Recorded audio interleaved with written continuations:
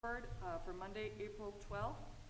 And I want to read the initial notice, which is notice is hereby given that at 6 p.m. on Monday, April 12th, 2021, the Stevens Point Area Public School District School Board will tour SPASH building improvements, followed by the regular board meeting at 6:30 p.m.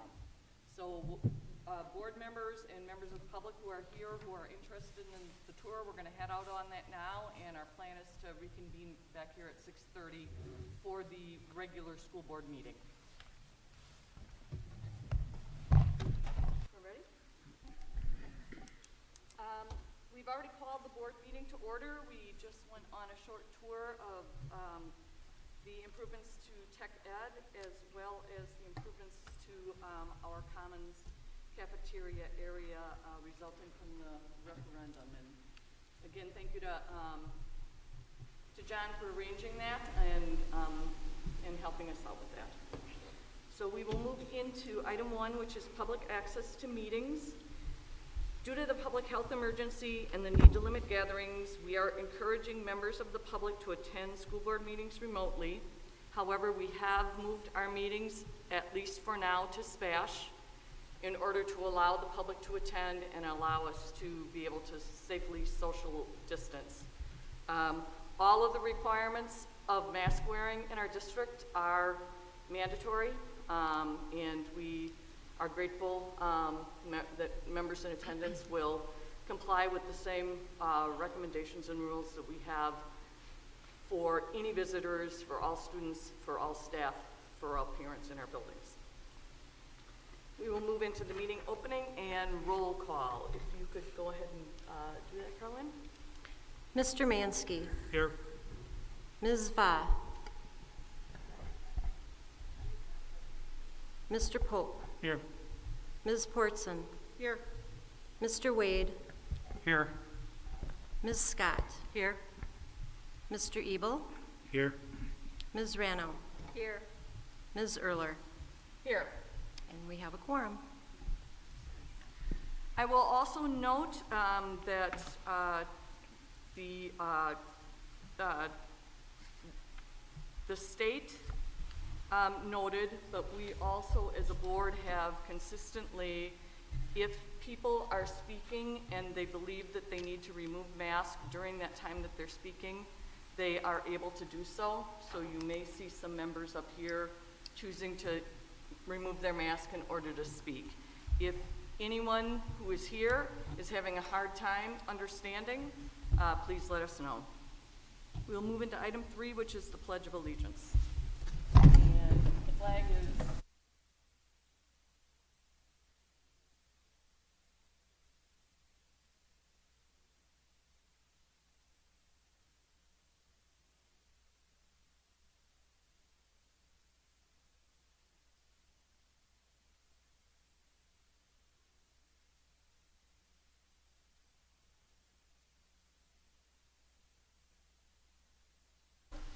public comments. I will go ahead and I will note for public comments that at the March 8th, 2021 meeting, the school board approved reinstating in-person public comment at meetings and will also continue during this time accepting comments submitted by email due to the public health emergency that we are involved with. So I want to note that public comments must be related to an agenda item. In the event that a public comment is not directly focused on a particular agenda item, that public comment will not be allowed. So I will move into item, and as the chair, I have the authority to determine whether that comment is related to an agenda item. So we will move into item 1. We have Keith Olson representing SPAEA, indicating that he would like to speak on 6C. Yes.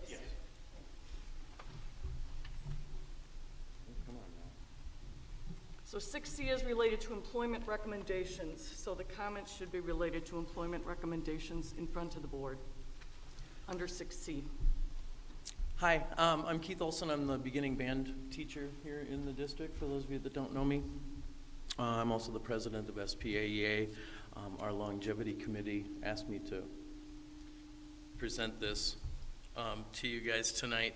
SPAEA has conducted a study of surrounding school districts that provide longevity compensation to their employees. Keith, I'm sorry, that is not related to employment recommendations. Employment recommendations are related to people that we currently are looking at hiring. Solely for people that you are looking at, not Currently hiring. in regards to the pillars or... That's correct. Okay. All right. Well, I appreciate you letting me try. All right, Thanks. you bet. Thank you. We'll move into item 2, which is Krista Olson, Stevens Point area. Private prom, 4C.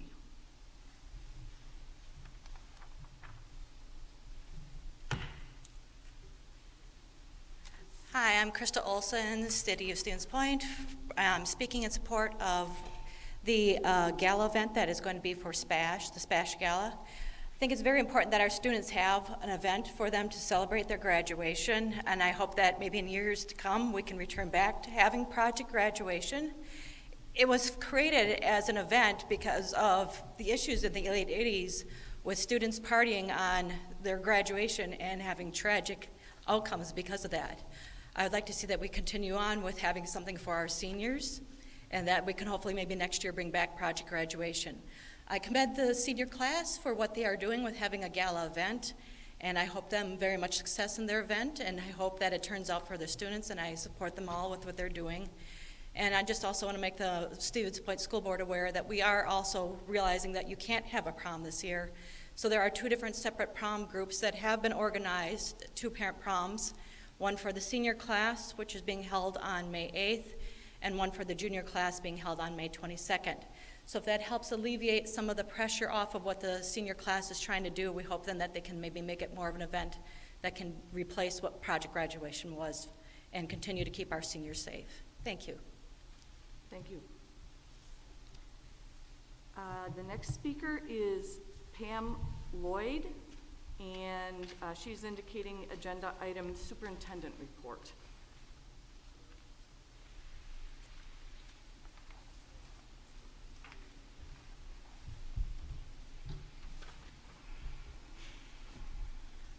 I just want to say that I'm against this SPASH Gala, and I think that it should be a graduation versus project graduation instead of a dinner for the students, because a dinner is just kind of boring for seniors, and so I'm against that and for the project graduation. Thank you. Our next speaker is Becky Cresson, and she is also speaking with respect to the superintendent's report.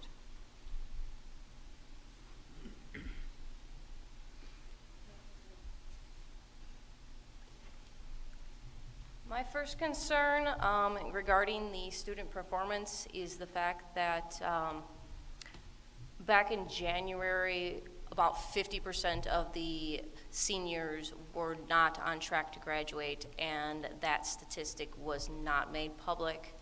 And so there was a rush to provide services and whatever to get them to graduate, to get out the door. And as a result, we now have the same problem that we're facing with the juniors, because the seniors were obviously put first. The juniors were not given enough resources, and so they've now gone their sophomore year and their junior year. So I'm very much hoping that next year is very different and these juniors are not falling this far behind and we don't have this problem again. Also being told by parents that there are teachers in this school that do not want to teach in person and are continuing the same type of teaching they did virtually, basically putting on movies, putting on stuff on the screen, and not actually teaching. So if that is true, I'm being told that's multiple teachers. That's not helping the students learn. That's making them fall further behind. Also, in regard to masks, it has been slowly extended, and then all of a sudden it was extended through the end of summer without any input, whereas the state recommendation has gone away. There are school districts around the state that are doing away with the mandates. There are other schools that, at least if the children are outside, if they're the 3 feet apart, whatever it may be, they are allowed to take off their masks. It is not healthy for children to be wearing masks 8 hours a day. There is long-term health effects, and this has been going on for how long now that these children have been doing this. They need to have time without masks, and the children who are doing virtual because they cannot wear masks need to be able to get back in school. Thank you. We have David Iden also speaking with respect to the superintendent's report.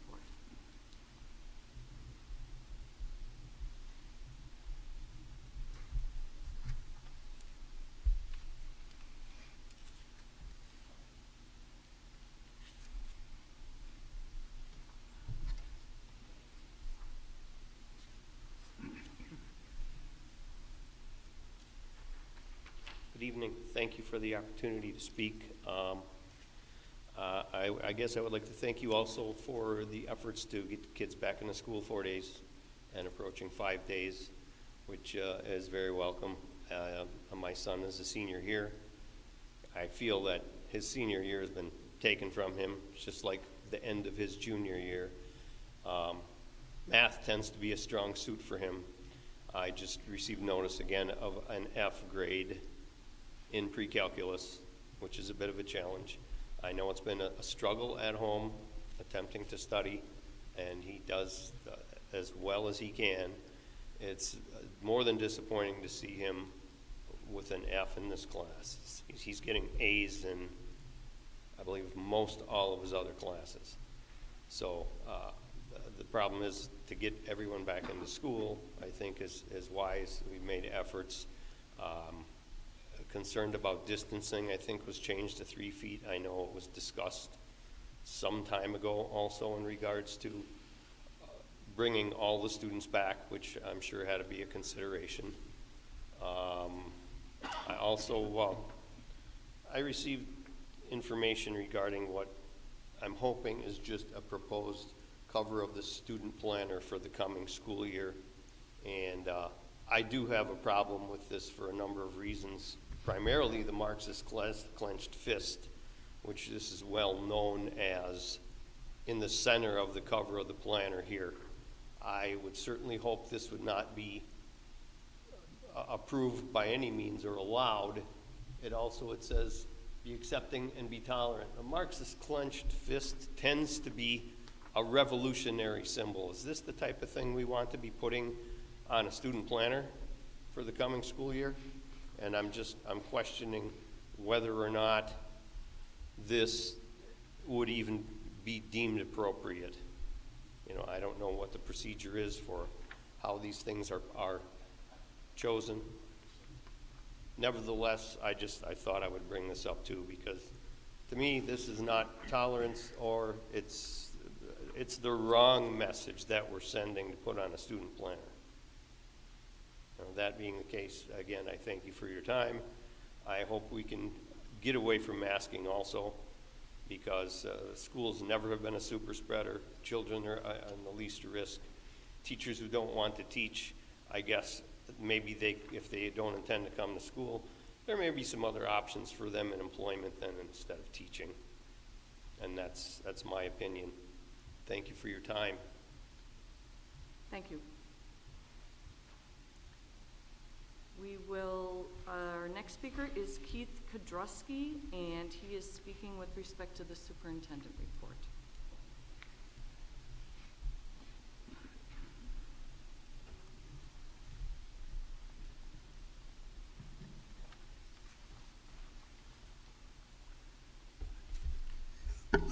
Good evening. Thank you for having the open meeting tonight for us, and thank you for letting them back to school 4 days. I don't understand why not 5 days. PPE is available, vaccines are available for teachers. My friends' children are suffering depression. Kids who've never gotten less than a B are getting D's and F's, and just unacceptable. CDC, World Health Organization, declared a health emergency for COVID back in January of 2020. Supposed rate of 3% death rate. After it all washes out, it ends up that truly it's less than 0.1% death rate. An absolute, just an overplay of the effects of the disease. A bad flu, absolutely. Dangerous, yes. I've lost friends.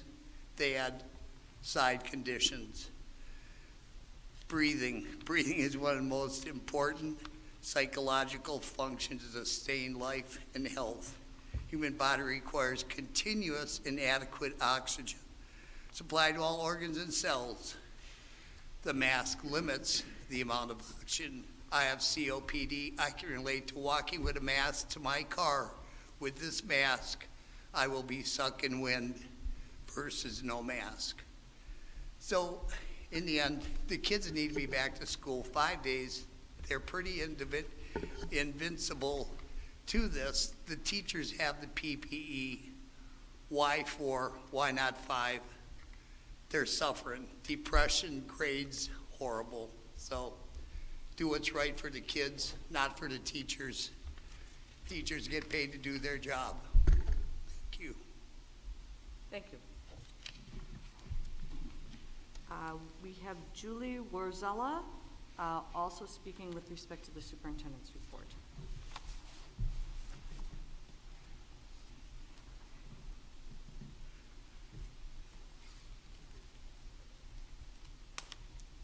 Thank you so much for all you guys do. I know it's got to be a very hard position you guys are in, and we appreciate your time being on the board and all that you guys do. I too am concerned about the student planner. So that, I guess I need to step back. That is not an item on the agenda tonight. The superintendent is not speaking about the planner. I'm aware, Sarah, you received a copy of it, and I'll ensure that someone is reaching back to you with respect to that. But right now, that's not something that's on the agenda. So you can't speak to that. But if there's something else related to the superintendent's report on the schools, you're more than welcome to speak on that. Thank you. Thank you. We also have one email public comment that I will read, and that was submitted by Jennifer Kildow, 800 Meadow Street. Thank you for returning the children of Stevens Point to 4 days a week in school. With the number of cases dropping to very low numbers and the weather getting warm, it is now time to return the children to 5 days per week. The children of this community should not be wearing masks for 8 hours per day, which can cause illness and mental problems. 25% of children have considered suicide since this has all started. It is time to return to normal. The CDC states 3 feet of distance is what's recommended. Stop making this all a political thing and do what is right for the children. Thank you for your time. Is there anyone else here this evening who would like to make public comment with respect to any of the items on the agenda? Thank you. We will move into item 5, which are presentations, and our first A is the Student Senate Representative Report by Alexis Sturkey.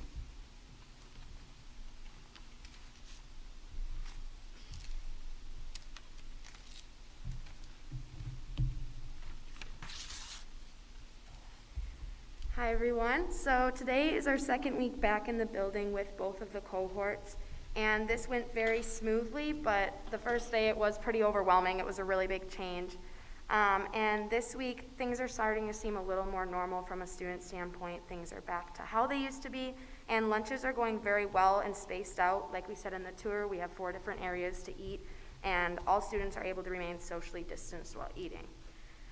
The Spash Music Department has announced the concert dates this year, and they will be Thursday, May 13th for orchestra, and Tuesday, May 18th for choir, Wednesday, May 26th for a band at the Pittner Band Shell. Spash is also producing a radio play, and auditions will be tomorrow.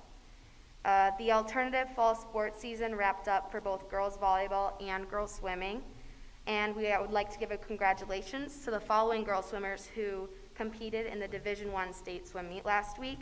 We have Eloise Cooper, Sophie Chawanka, Jillian Engelbright, Anna Johnston, Brooke Swicky, Ashley Pankey, Claire Swicky, Sydney Gargalack, Sydney Hoff, and Sophie Johnson. Girls and boys cross country, both soccer and football, are still and will begin tournament season soon. And the class officers and I are working on with school leadership to plan a senior gala. The purpose of this event is to provide our seniors with a celebration that honors them by including some elements of the important things that they've missed this past year, including prom, homecoming, project graduation. This will not be a dance, but instead a gala that includes formal attire, dinner, pictures, and entertainment. Masks will be required and all COVID protocols will be followed. I know Superintendent Gerlach will comment on this as well, and that concludes the Student Senate update. Thank you, Alexis. Item B, communication reports, Sarah O'Donnell. Hi, thank you. The communication dashboard for the month of March is included in your board packet. We saw increases in social channel impressions, engagements, link clicks on all channels, with a slight uptick in followers consistent with what we have seen over the course of the school year. Media coverage and hits continue to remain high. Those were mostly focused on vaccine availability for school employees over the month of March, and then deployment of federal funding with the passage of the most recent COVID relief legislation. 2 of those stories were picked up by the AP, which led to national exposure for the district and really high numbers that we won't match for April, so fair warning on that. This year we will again partner with School Perceptions to deploy our climate and culture surveys. We'll do that in early May. When we think about stakeholder groups, we've done our staff and we've done our parents and guardians for a number of years. However, this year we're also going to add a student component to that. So we'll be adding a survey that looks at connectedness, drive, citizenship and leadership, preparation, social and emotional aptitude, wellness and equity. Specifically coming into our strategic planning year, I really want us to have just a bigger kind of idea of where everybody's at as we move forward with that. We have not committed to do that annually, but we'll take a look and see kind of what those results are when they come back and see how they help inform decisions. That's it for me. Do board members have any questions of Sarah? Thank you. Thanks, Sarah. Item C, the superintendent's report. First, congratulations to Meg Erler, board president, Judy Randall, and Mike Wade for your re-election to the school board for the next 3 years. I really think that says an awful lot for you as a board to see this consistency. There has been a significant change this year at the poll last week as it relates to school board members. First, there have been board members challenged in certain communities by not only just one candidate, but groups of candidates to change the makeup of the board. There's also a change in that board members that are up for re-election have said, this was a tough year, I'm done, I'm burnt out, I can't do this anymore. So we've got the same board in the community and representing our community. I think that speaks volumes because there have been some very, very challenging decisions in this country over the course of the last, actually 18 months. So, congratulations. The model, operational model status overview that Sarah put together way back when in terms of our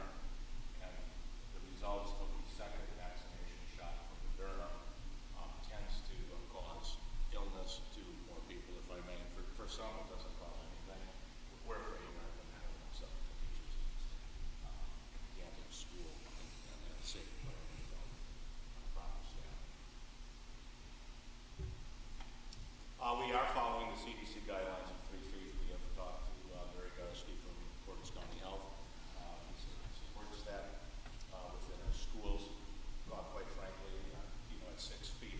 I think we have been straightforward all year that in our elementary schools at 6 feet, we would be able to socially distance most of the time, but there is a conflict.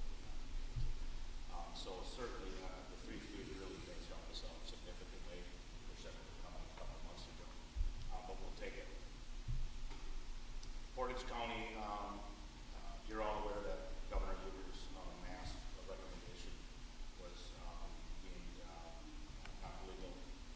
That said, Portage County still has a recommendation to wear masks, and we're going to wear masks. We're going to wear masks the rest of the year. We're going to wear them throughout the summer, and we'll have conversations with next year is going to look like. I've received a tremendous amount of positive feedback from community members and parents. Coming back to school 4 days a week, I also we see, quite a bit of criticism for coming back 4 days a week. So that trend continues. I said all along, or I've said when I say I, and I'm probably referencing administration in general, we need to get our students back 5 days a week, and ideally we can get them back 5 days a week prior to the end of school. We're looking at May 17th, and I know that's only a few weeks of school left, but I just think more than anything, it's what it means. It's the messaging that we need to do. And we are going to get back to school. We are going to get back to school as normal as we can by the end of this year, because that's going to help us with summer planning and our summer attendance. I'm anticipating a very high summer attendance for summer school, and it's certainly going to start setting the stage that our intent is to come back to school next year 5 days a week. Now, it may be, if you recall, this fall we staggered a few things, and we reported back to the board, regardless of the COVID issues, to some degree, it makes sense to stagger a few things. So we'll give you more in terms of what that may look like. But trust me when I know kids need to be in school, and that the academic growth this year, not just in the Stevens Point School District, quite frankly, but the entire state of the country, has been that significant challenge. Our learning model is going well, as was stated by Alexa earlier. Again, I'm hoping at April 26th, our organization meeting, I'll be able to step forward. So for these reasons, we've been in school 4 days a week. Things are going well. Our numbers continue to be manageable. Our staff is now vaccinated. We're going to do a survey. Obviously, it's going to be confidential on the number of staff that actually are vaccinated. And based on that information, we're going to come back to school in September. So that is forthcoming.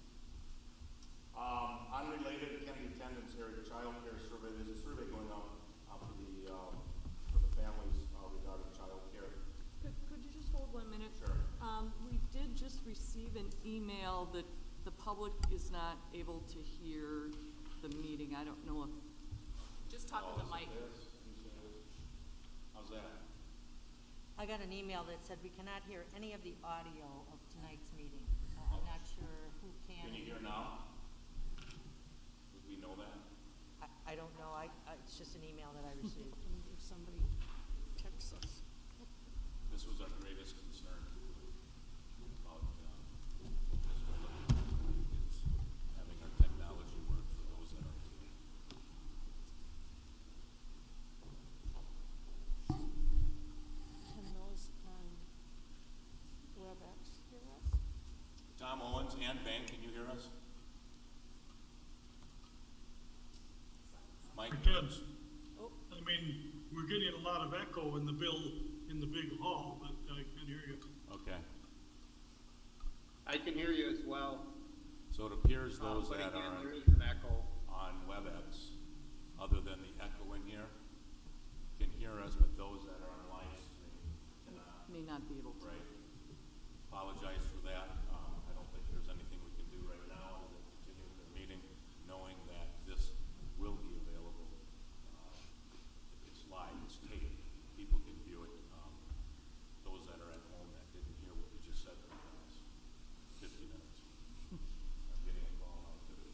I'll note that we met here 2 times this week.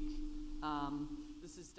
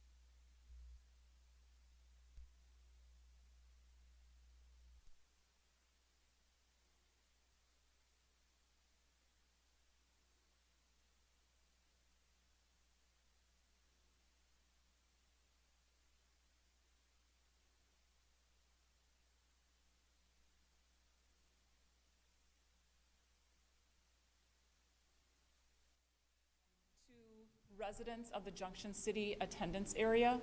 We've heard that there's a lot of families that don't have access to licensed childcare, and they may be either open enrolling out of the district, or they're not sending their children to 4-year-old kindergarten. So we really wanted to get some hard data to see if that was actually the case. So once we get all of that information returned, we'll come back and share that with the board. If there is a great interest in doing so, we may be back and asking the board to allow us to hold a 3- and 4-year-old childcare in Kennedy School, which we would have space to do that. So just letting you know what's out there, and we'll bring more information as it becomes available. So Corey, can you remind me, I know with our 4K, the vast majority of our 4K students are being served 4K with many community providers. My understanding, we as a district are providing 4K out in Junction City, is that correct? Correct. We have a district 4K program in Kennedy School currently, but the majority of our 4K programs are within the community. So we have 17 different sites within the community where most of our 4K students attend either a daycare, a childcare, CAP services. There's just a slew of community resources that we partner with for 4K. So that would be childcare for those students for the half of the day that they're not in school? Correct. Yep. Any other questions of Corey about that? Thank you. Yep. And it was talked about a couple times tonight, SPASH is organizing a gala event to include some of the things that we lost this year to the best we can as it relates to maybe the homecoming that was lost, the prom. And yes, there will be a dinner involved and entertainment. It's trying to do what we think we can do and to the best of our ability. So thank you to Principal Bollendorf and his staff for working on that with students and parents. And also thank you to Spectra Print for donating the funds to create the posters of honoring our students, or our seniors, that'll be coming out soon, recognizing yard signs. Are there any questions for me? Craig, I had a question. As far as the one gentleman alluded to this today in the comments, I've seen a lot of literature about students falling behind because of the conditions that they had to go to school in this year. And I'm certainly students in our district are a little behind, I think, from where they would be normally. Is there a way to measure that, to find out if that's actually true? And if so, is there something that, as a school district, we can do to, say, help those kids catch up? I don't know if I can give you specifics. I can tell you that we talk about this weekly at our cabinet meetings. We're concerned about remediation of next year. There are dollars that are coming forward through the federal grant, stimulus dollars, and quite frankly, we're going to receive a tremendous amount of funding for COVID relief. Everything from getting a reimbursement on the PPE to hiring resources next year specifically for not only remediation, but to deal with the mental health issues that we know we're going to see. Now, I'm hoping that in May I can come back with a report on that. We don't have all the details of that, but we know that there's going to be a need for remediation. In terms of measuring it, it's challenging. It'll be interesting to see what our ACT scores look like. I mean, that's one measurement that we have that we can compare to past years. But I will bring more info back on that as it relates to what our plan is as it relates to the ESSER funds, and I'll have Corey and Carnegie prepared to address that as well.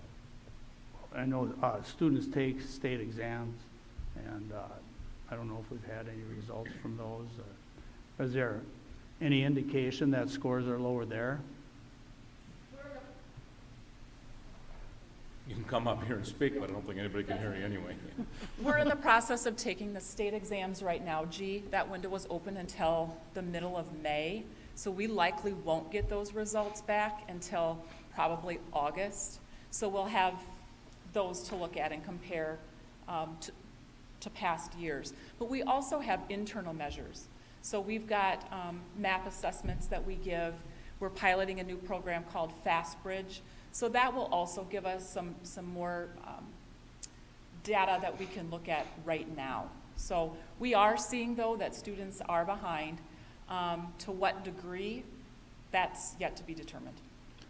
And we would be working, if so, we're going to have some things we can do. Absolutely. We're going to have to maybe look at what resources can we provide to those students. Does it mean additional staff maybe? Does it mean interventionists? Will there be more special ed referrals? Likely, where students can get more support. So we're going to have to game plan and prioritize, what is our need and what do we need to do to get those students caught back up. Do you see anything for seniors? Because, they're going to be gone.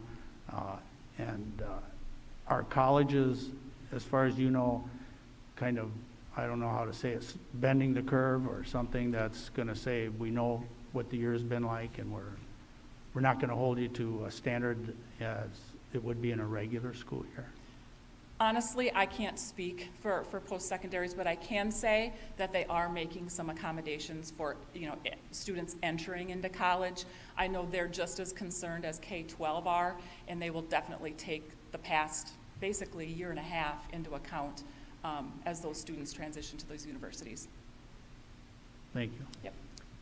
Do we have a sense of summer school enrollment right now? I guess I know we just opened it up. I know that we've got a pretty broad curriculum for this summer, and we're looking to do the traditional 6-week for virtually all of the classes, other than, there are a couple exceptions for that. But what are we seeing in terms of both kids signing up for the kind of the remediation classes as well as for the other substantive classes that we're offering? Summer school registration is still open, and we're seeing a lot of people interested in summer school. So that's encouraging. I think, we've got a good wealth of remediation classes. We've got a lot of outdoor physical activity classes that students need to be involved with because they've been cooped up for so long. And then we have some enrichment classes. So once that closes, we can definitely bring more information back to the board and provide you with those exact numbers. Do any other board members have questions of Craig or Corey? I guess just one question for me. Is the gala going to be here at SPASH? Or is that going to be at Holiday Inn. It's going to be at the Holiday Inn? Okay. All right. Excellent. Thank you. Thank you. All right, we will move into item 6, which is our consent agenda, and the consent agenda has the minutes of the prior school board meeting from March 8th, 2021, the approval of the schedule of monthly bills, and employment recommendations. Do I have a motion to approve? So moved. Second. Moved by Scott and second by Rano. Any discussion, questions? I will go ahead and have Carlin call the roll due to the scheduled monthly bills. Mr. Wade, Yes. Ms. Scott, Yes.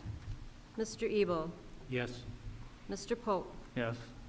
Ms. Portson, Yes. Ms. Rano, Yes. Ms. Va, Yes. Mr. Mansky, Yes. Ms. Erler. Yes, Passed unanimously. thank you. We'll now be moving into item 7, the business services portion of the agenda, so I'm going to turn that over to Mike Wade, who is the chair of our business services HR committee. Well, thank you, Meg. There's a number of items under business services. The committee, as you know, has not met for some time. Hopefully, we'll be meeting in the future. The first item is resolution designating school district depositories. I believe this is something we approve annually. Dr. Owens, I know you're live. Anything you'd like to say about that item? Sure. Can you see what's on the screen now? Yes. Is that showing up? Yep. Yeah, those that have computers, yes, I would Okay. probably be difficult right there. Okay. Well, the first item is the resolution designating school district depositories. It's a perfunctory activity, but it is required by state law annually that the board take this action. This is just identifying the various depositories that the board either does or may use to place its money or do investing in. Our recommendation is to approve, again, this list. And I will move to approve the resolution designating school district depositories. Second? Any discussion or questions with respect to that motion? It was a motion by Wade and a second by Portson. All those in favor with aye? Aye. Aye. Any opposed with nay? The motion passes. The next item under business services is a bid award for the Ben Franklin asbestos abatement. And Dr. Owens, would you like to tell us about that? Certainly. What you can see on the screen now is the number of vendors. We had 4 vendors who bid on the work for asbestos abatement at Ben Franklin. The budget had an amount of just over $79,000 in it, and we were fortunate to get the bid at $50,550. So we came in $29,000 under budget, so that's good. So we would recommend approval of Robinson Brothers Environmental to do the asbestos abatement work at Ben Franklin. And I will move to approve Robinson Brothers Environmental for asbestos abatement work at Ben Franklin Junior High School in the amount of $50,550. Second. And is that, who was that second by? Barb. Second, okay, so motion by Mike Wade and second by Barb Portson to approve. Any discussion or questions of board members? Tom, I have a question. I don't know that you have an answer, but obviously, one of the bids is 3 times, more than 3 times the amount that the bid you're asking us to improve. Any thoughts on what that's about? Dr. Owens, did you hear that question? No, all I could hear was echoing. I can answer that. Okay. We're in a very competitive and busy building season we have for the last several years.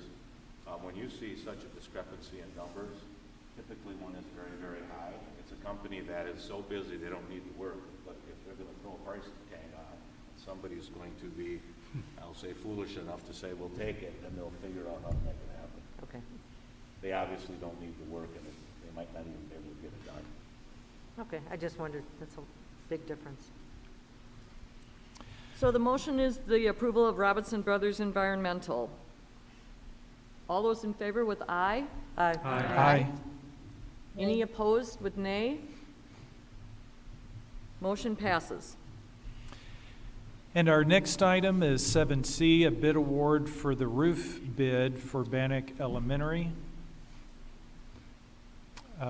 Tom, if you can hear me, can you go over those bid numbers? I certainly can, yes. Bannock Elementary roof is something we've been trying to address for some time. It has several areas where we have some soft, squishy water on our insulation, et cetera, and there's other parts that need to be replaced, so we're really looking forward to getting this taken care of. The original budget that was put in some time ago was for $317,500. The low bid is $798,000. We were able to make up that difference or get that $480,000 difference from the savings on Ben Franklin bid package 17, which came in about $700,000 under budget. So we took 480 of that and applied it, so we're able to cover this comfortably and get the work done. So we recommend approval of this bid. So I will move to accept the bid of Maurer Roofing for the Bannock Elementary roofing project in the amount of $798,490. Second. So it's a motion by Wade to approve the bid and a second by Ranow. Are there any questions of Tom or Craig? Yeah? So, Tom, Pardon? I guess the one question I have is, what happened between our original estimate of what the cost was going to be and the reality of what the cost is?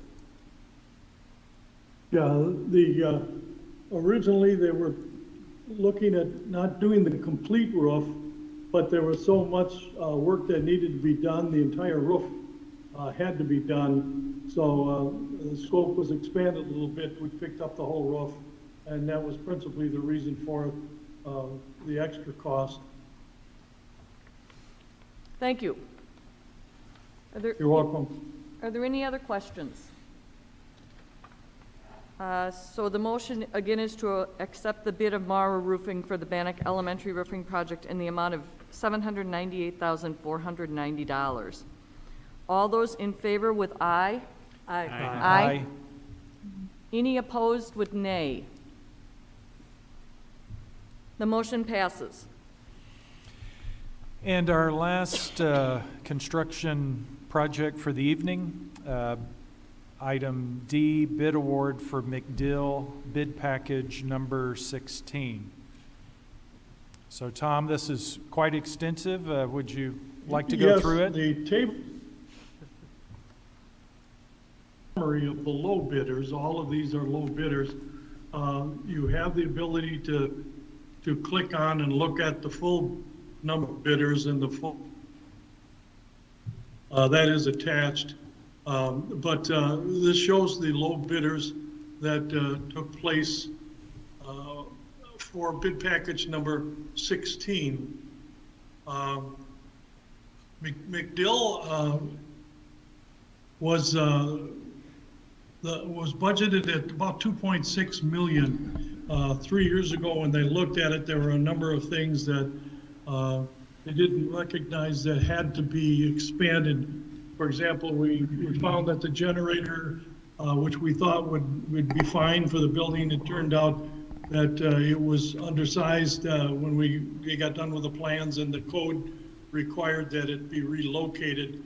So that created some additional expense, certainly not the full reason for the difference, but just one of the contributing factors. There are a number of other areas within the building that needed to be redone where the cost was expanded in the project, as well as some of the bids coming in a little bit more than originally thought several years ago. This is the last major bid package that's coming up. We do have work coming up at the transportation building. It's not as extensive by any means.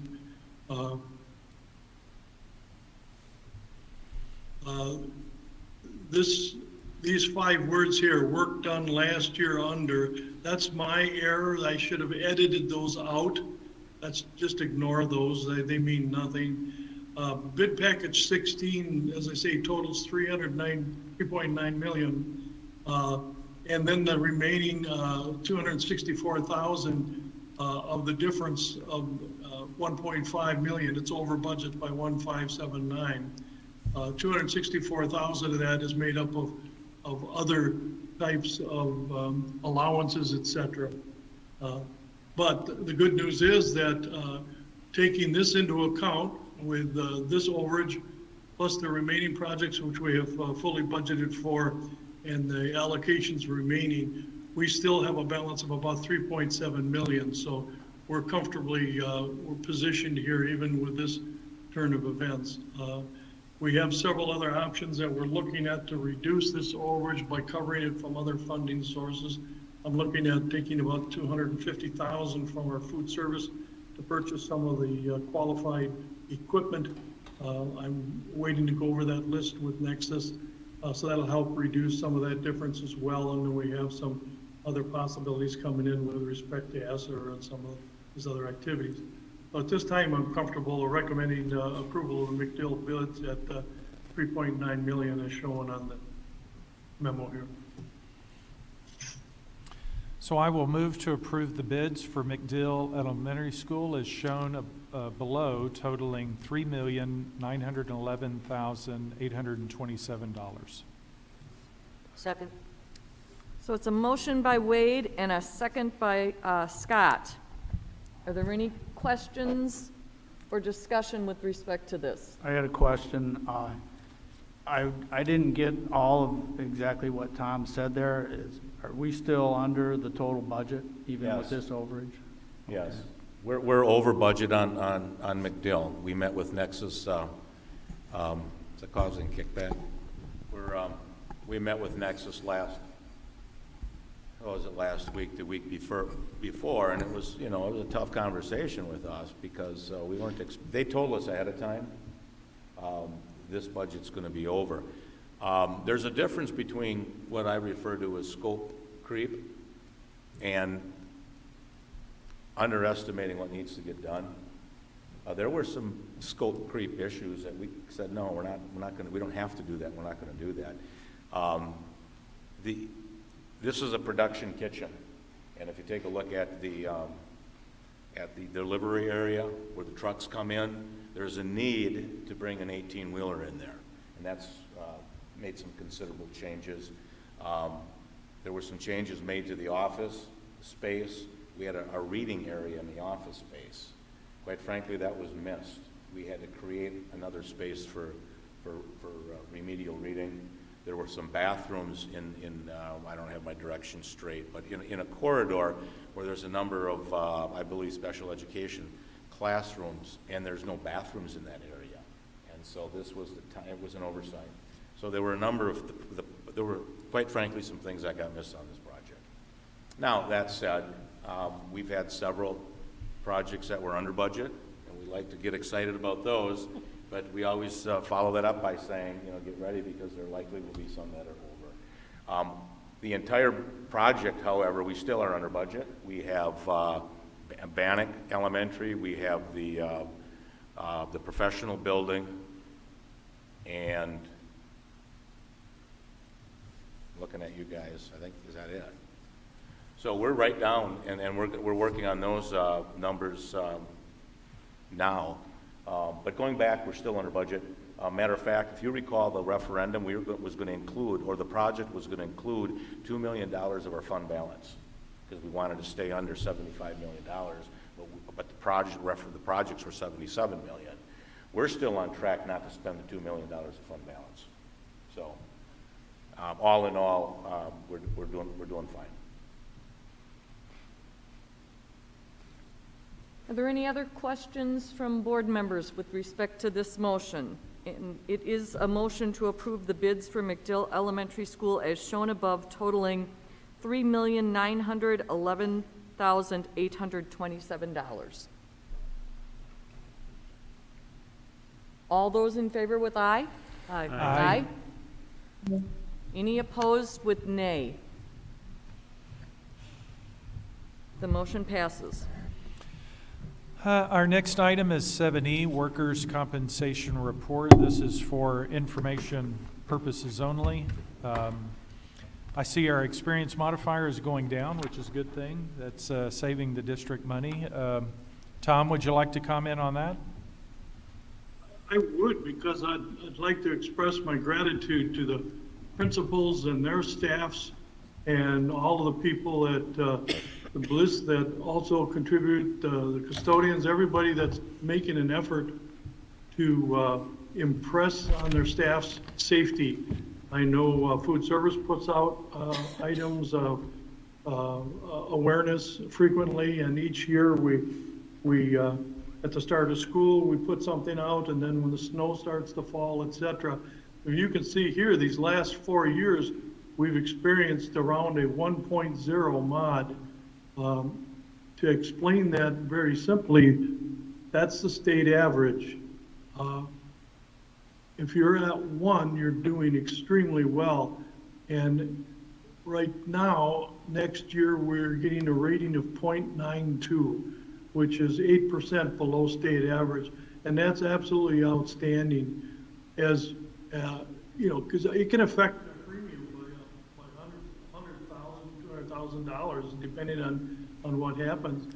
As you see in this particular table, that's in your background, these shaded 3 years are the 3 years that comprise this experience modifier.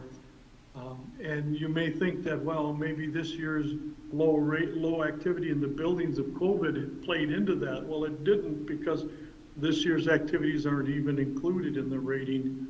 We're doing extremely well this year. So perhaps next year will be even better, but of course we are getting the help from the COVID situation in this particular case next year, the following year, because there'll be a little less activity in the building, so we should see better number yet. But to be able to be around this area is extremely helpful, keeps our premiums down. But the most important thing, when we're hitting around here, this is meaning we're practicing extra good safety issues. Fewer people are being injured. We're getting reports quickly the same day or the next day, and people are getting back to work when it's as quickly as possible, when it's healthy and safe for them to do so. So that's just a good indication that the staff is safe, you know, and is not experiencing exposures to undue risk. So I'm very happy about that, and I wanted to express my gratitude to the people involved.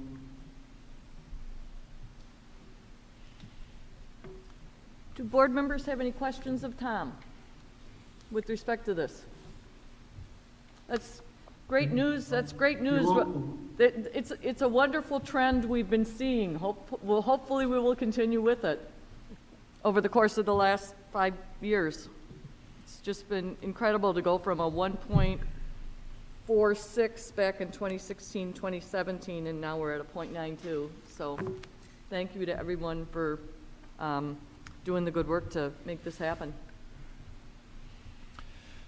The next item under business services is item F, financial summary of our referendum progress report. This is something we look at on a monthly basis. Tom, would you like to go through that report with us?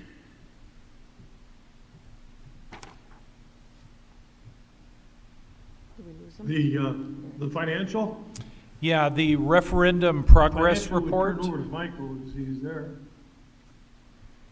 Actually, Tom, the referendum progress report. Okay. Item F.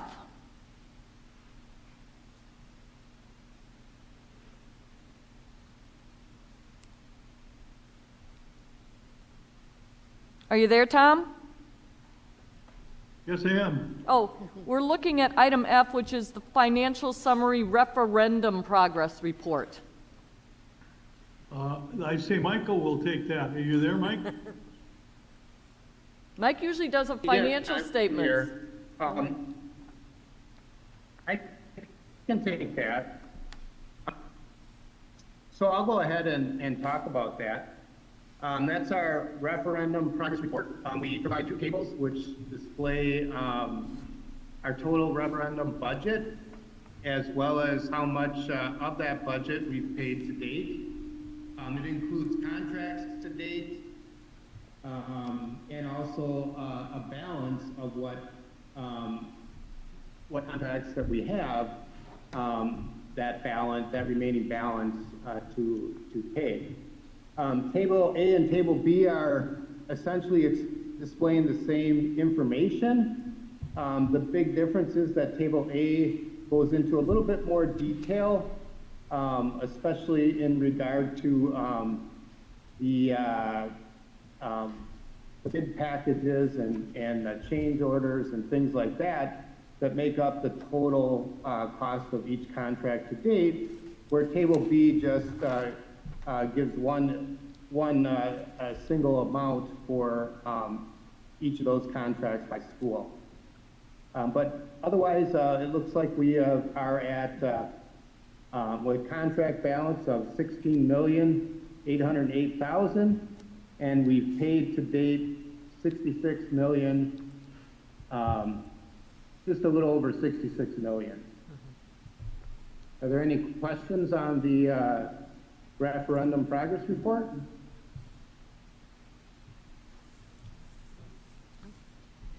Any questions, board members of Mike? Thanks, Mike. Yep.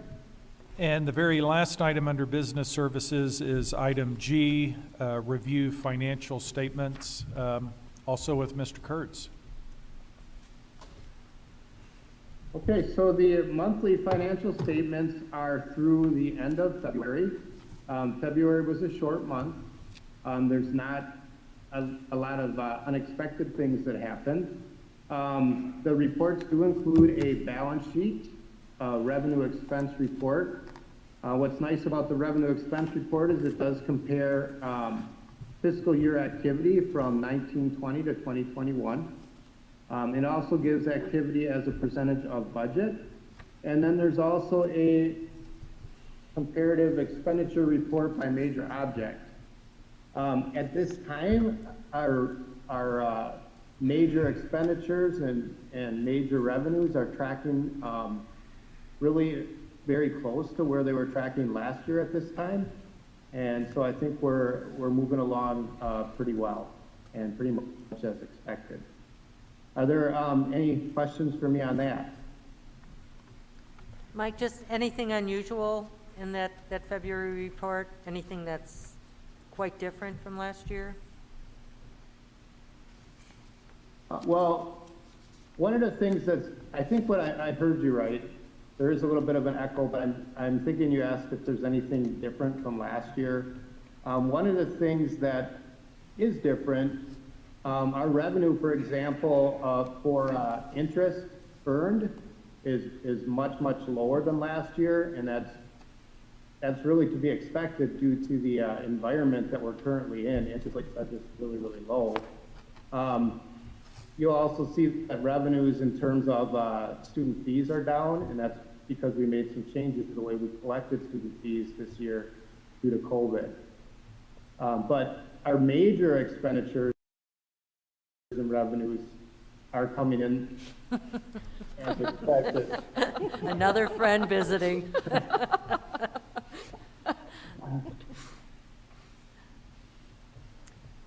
Are there any other questions? Are there any other questions? Are there any other questions of Thank you, Mike, Mike. except for what's the cat's name? That one was either Poppy or Hawk. We have 2 black cats, I'm not sure. Say, I had one question, Yep. Meg. Maybe this should have been for Tom's presentation, but with the recent loss, looks like we have a loss of money for meals with the recent happenings with the state legislature, that our meals were getting paid for by the federal government money. Is there any way to predict what that will do to us this school year? I mean, it's a lot of money that that we thought we were going to have or not going to have. Is there any idea what that's going to do? to our budget. So are you're referencing the recent news articles related to the Supreme Court decision that impacts federal funding of some food safety programs? Yes, yes. So G is asking if that is going to impact our school lunch program, if anybody is aware whether that will have an impact on our funding. I don't really know how to answer that at this point. It's really just, I don't really know how to answer that, G, I'm sorry. I can look into that. I don't know at this point. I don't see that impacting our program in the future, but I haven't really looked into that deeply. I realize that it's very recent. It's very recent. News. We haven't had our cabinet meetings tomorrow. We haven't had a chance to even talk about this yet, so we will be able to come back and report on that. Yeah. All right, thank you. Next month. I'm not thinking it's going to, but it's just that new right now. Any other questions by board members with respect to the financial statements? All right. Thanks, Mike. We'll move on to. Okay, thank you. Thank you. We'll move on to item 11, which is technology services. And it's A, purchase of new laptops for district staff.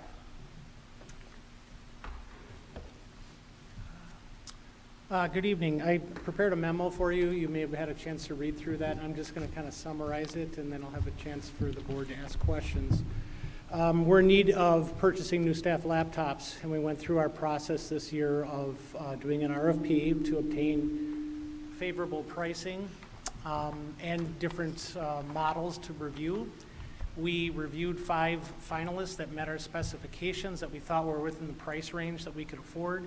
We narrowed that down to 2 options, 2 fantastic computers from HP by the same vendor, who, by the way, also provided our previous laptop. They seem to be very good at that. The discussion we had was whether we wanted to go with a regular laptop or a laptop that had additional features, such as a touchscreen and a stylus pen technology. We decided that the best option would be to go for the EliteBook for 2 reasons. It provides our teachers with the best technology for the next 4 or 5 years, including the pen technology, which many teachers are very excited about.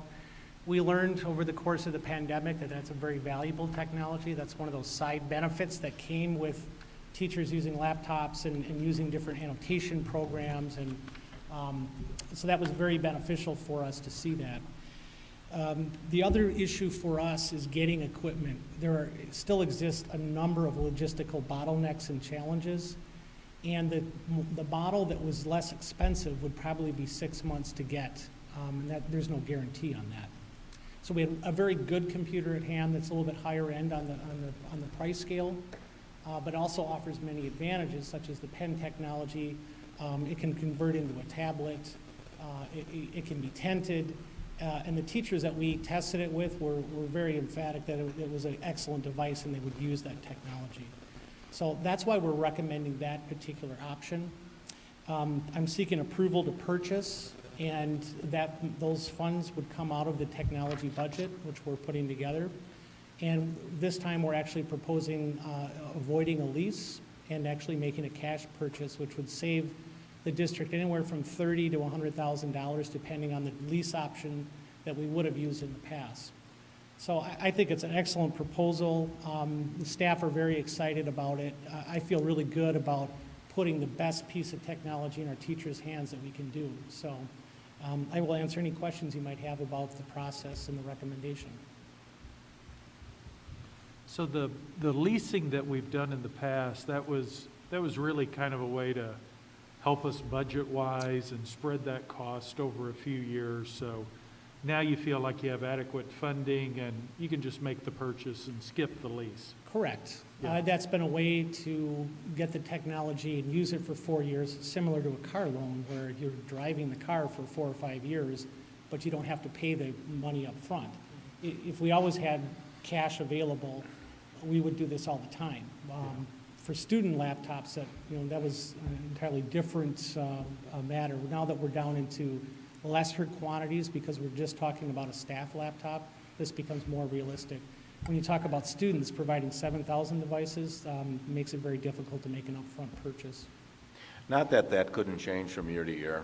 Really it's about what's available, the savings, what makes sense as it relates to timing, availability, obviously the dollars. So that could change. We could come back. We see that with buses, at times. Sometimes it makes more sense to lease buses. Sometimes it makes more sense to purchase the bus. Brian, how does that affect the company's responsibility for things that go wrong? Yeah, that's included in the RFP process. That's a requirement. We have 4 years of warranty coverage and an additional battery warranty. That was all part of the specifications that we required from the vendor. So that's included in the price. That'll be the same as leasing? I mean, Yes. that guarantee is still the same? Yes. Okay. And Brian, if this is approved, are you fairly certain that you, of course with shipping and all that you can get these in time? They're saying probably about 6 weeks, Okay. 6, maybe 8. 6 to 8 weeks, something like Yes, and we would sign a letter of intent, Right. and the company's already getting this ready for us, so if we Okay. get approval, we're very confident we can get the equipment in time to get it here this summer, get the devices imaged, and get them in the hands of teachers in July and August. Okay, that's what I was going to ask. Will there be time for the teachers to have them before the next school year starts, just to get a feel for it, some training and that kind of Yes. thing? And Awesome. that's our goal. We want Yeah. to do this, we don't want to have to try and do this in December. Sure. The other problem we face is, we've had excellent luck with our laptops, but they're getting old. This is Yeah. 5 years plus, the batteries are dropping off. Right. That's our greatest fear, is to get caught flat-footed in the middle of the school year when we don't have a device and we have nothing left to provide to them. Barb?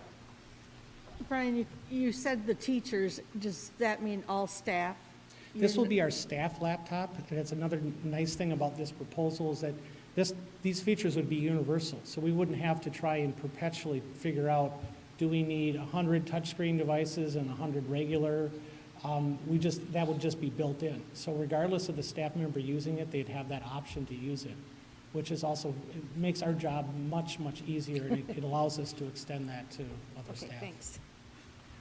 I think it's kind of interesting that the lead time is so different between the two models, 4 to 6 weeks versus 4 to 6 months. Are you seeing other long lead times due to other technology that you're buying? Is that kind of a COVID thing right now? Or? Yeah, it depends on the devices. For a while, it was document cameras. I mean, last year we went through this with webcams. Just particular industries get hit hard. The laptop industry has been hit hard with chip problems. The manufacturing of computer chips, microchips, has really impacted that. And I think one of the factors is that most businesses don't need this. So they're thinking, we just want a laptop, and that's why the demand for regular laptops is much greater than the ones that have pen technology built in or a touch screen. Yeah. Thank you. Yep. Rob? Is there any need for potential training for staff with the new We're going to technology? put together some basic guidelines on how to use the laptop, but for the most part, they're using the same software that they have. And a number of staff have already had access to, this is a Microsoft Surface. We received some from Century. Those were given to staff and they love them. They're using them in all different areas.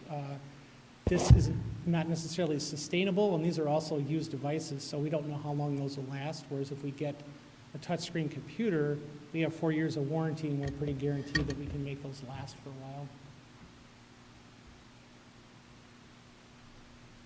Any other questions of Brian from board members? Then I would be looking for a motion to approve the purchase of 900 HP EliteBook laptops at a cost of $892,431. So moved. It's a motion by Rob. Do I have a second? Second. Second by Scott. Any discussion from board members with respect to the motion?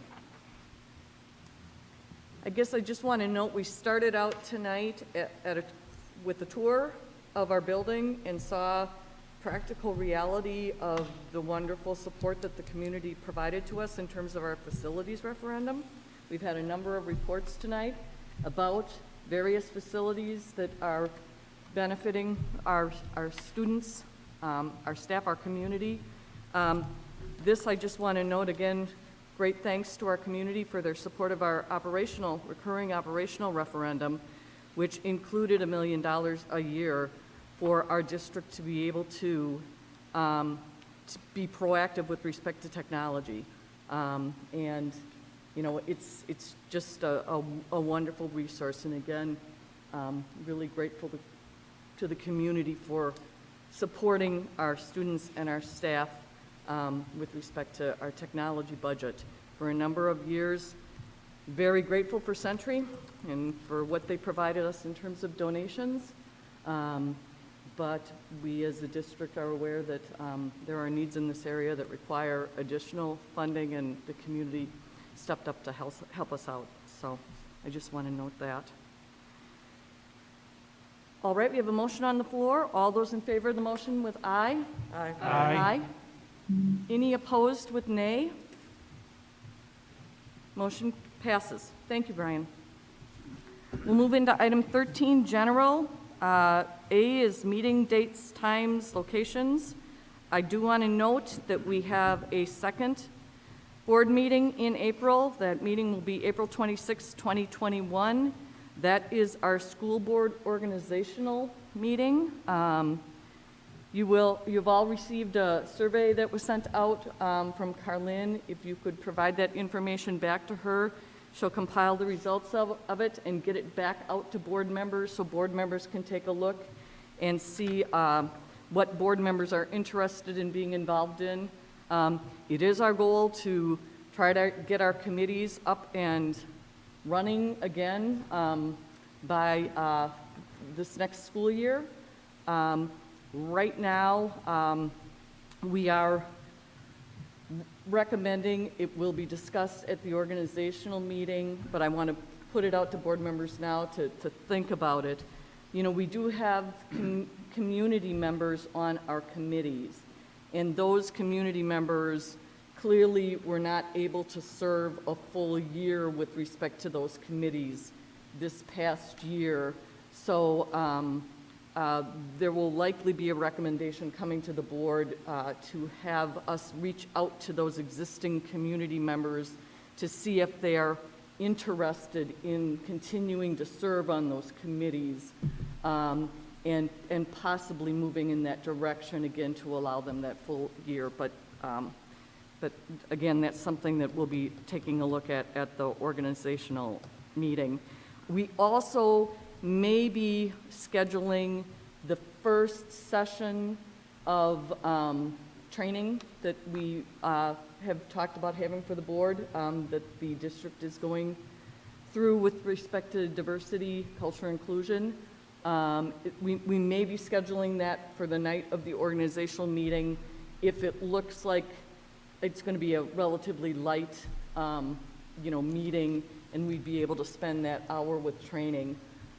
It is our intention right now by our school board retreat this summer, all staff will have completed 2 modules, and so it's our hope that we will be able to, by this summer, have the board have completed those same modules that all of our staff is completing. Are there any questions at all about that? Okay, and then we'll have our regular May board meeting will be May 10th, 2021. With that, I am looking for, we need a motion to convene into closed session pursuant to 1985, paren 1, paren C, considering the employment, promotion, compensation, or performance evaluation data of any public employee over which the governmental body has jurisdiction or exercises responsibility. Number 1, specifically to consider the resignation of a teacher. Number 2, specifically to consider preliminary non-renewals. Number 3, specifically to approve an administrator contract. Do I have a motion to go into closed session for those purposes? Move to go into closed. Second. Motion by Ebel, second by Wade. Any discussion or questions of board members? I will have Carlin call the roll. Ms. Portson, Yes. Ms. Va, Yes. Mr. Wade, Yes. Mr. Pope, Yes. Mr. Mansky, Yes. Ms. Rano, Yes. Ms. Scott, Yes. Mr. Ebel, Yes. Ms. Erler. Yes. Unanimous to move into closed session. All right, so we will take about a 10-minute break to get things set up, and if people who are remote, who are going to be in the closed session, if you could sign out and then sign back in for closed session. Thank you.